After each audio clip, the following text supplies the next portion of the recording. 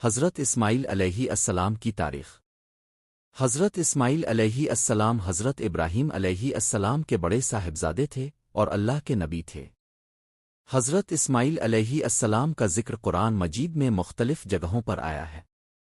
آپ کا پیغام اللہ کی واحدیت، اس کے راستے پر چلنا اور اس کے حکم کے مطابق زندگی گزارنا تھا۔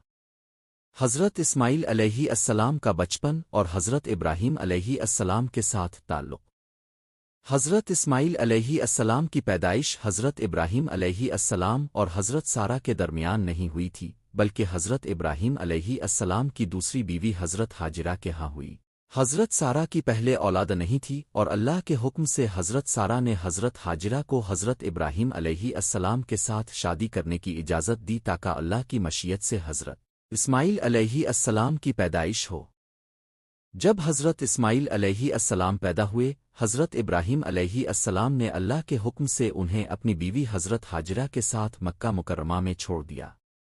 حضرت ابراہیم علیہ السلام کی یہ قربانی اللہ کے راستے میں تھی اور یہ ایک عظیم امتحان تھا۔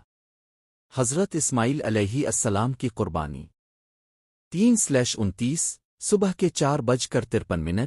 حضرت اسماعیل علیہ السلام کی سب سے اہم آزمائش اللہ کے حکم پر حضرت ابراہیم علیہ السلام کی طرف سے ان کی قربانی کا واقعہ ہے۔ اللہ نے حضرت ابراہیم علیہ السلام کو خواب میں حکم دیا کہ وہ اپنے بیٹے حضرت اسماعیل علیہ السلام کو اللہ کی رضا کے لیے قربان کریں۔ حضرت ابراہیم علیہ السلام نے اللہ کی ہدایت کے مطابق حضرت اسماعیل علیہ السلام سے اس بارے میں بات کی، اور حضرت اسماعیل علیہ السلام نے بے حد اطاعت و فرمانبرداری کے ساتھ جواب دیا کہ وہ اللہ کے حکم کے سامنے سر تسلیم خم کرتے ہیں۔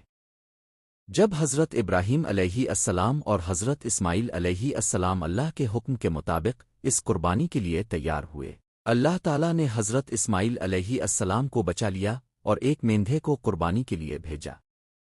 اس واقعے کو ہر سال دنیا بھر میں مسلمان عید الاضحیٰ کے موقع پر یاد کرتے ہیں، جب مسلمان اللہ کی رضا کے لیے جانور کی قربانی کرتے ہیں۔ حضرت اسماعیل علیہ السلام کا پیغام۔ حضرت اسماعیل علیہ السلام کا پیغام بھی حضرت ابراہیم علیہ السلام کی طرح اللہ کی واحدیت اور اس کے راستے پر چلنے کی دعوت تھا۔ حضرت اسماعیل علیہ السلام نے اپنی قوم کو اللہ کی عبادت کرنے کی دعوت دی اور ان کو بتایا کہ اللہ کے راستے پر چلنا ہی حقیقی فلاح ہے۔ 3/29 صبح کے 4:53۔ حضرت اسماعیل علیہ السلام کی زندگی کا ایک اور اہم پہلو یہ تھا کہ آپ کو اللہ کی طرف سے ایک بہت بڑی ذمہ داری سونپی گئی تھی۔ اپنے والد حضرت ابراہیم علیہ السلام کے ساتھ مل کر بیت اللہ کی تعمیر کی تھی۔ اللہ کے حکم سے حضرت اسماعیل علیہ السلام نے مکہ مکرمہ میں رہ کر اللہ کی عبادت کی اور لوگوں کو اس کی طرف دعوت دی۔ حضرت اسماعیل علیہ السلام کی دعائیں۔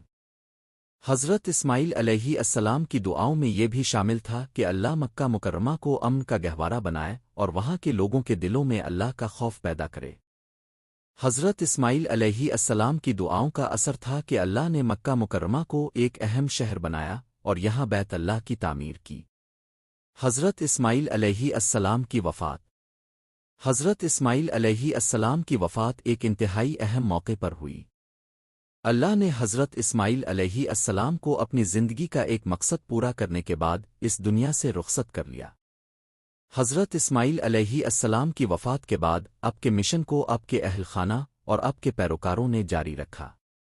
قرآن میں ذکر۔ حضرت اسماعیل علیہ السلام کا ذکر قرآن میں متعدد جگہوں پر آیا ہے، خاص طور پر سورۃ الصافت میں حضرت اسماعیل علیہ السلام اور حضرت ابراہیم علیہ السلام کے درمیان قربانی کے واقعے کا تذکرہ کیا گیا ہے۔ اللہ کا فرمان، اور ہم نے اسماعیل کو اور کو نوازا اور ہم نے ہر ایک کو دوسروں سے بہتر بنا دیا۔ سورۃ الصافت 100۔ اختتام۔ 3/29 صبح کے 4:53۔ حضرت اسماعیل علیہ السلام کی زندگی کا یہ پیغام ہے کہ اللہ کے راستے پر چلنا اور اس کے حکم کو ماننا ہی اصل کامیابی ہے۔ حضرت اسماعیل علیہ السلام کی قربانی اور اللہ کے حکم پر عمل کرنے کی مثال مسلمانوں کے لیے ایک روشن رہنمائی ہے۔ حضرت اسماعیل علیہ السلام کی زندگی ہمارے لیے ایک سبق ہے کہ ہم اللہ کی رضا کے لیے ہر حال میں اپنی قربانی دینے کے لیے تیار رہیں۔ اللہ ہمیں حضرت اسماعیل علیہ السلام کی طرح ایمان کی سچی راہ پر چلنے کی توفیق دے۔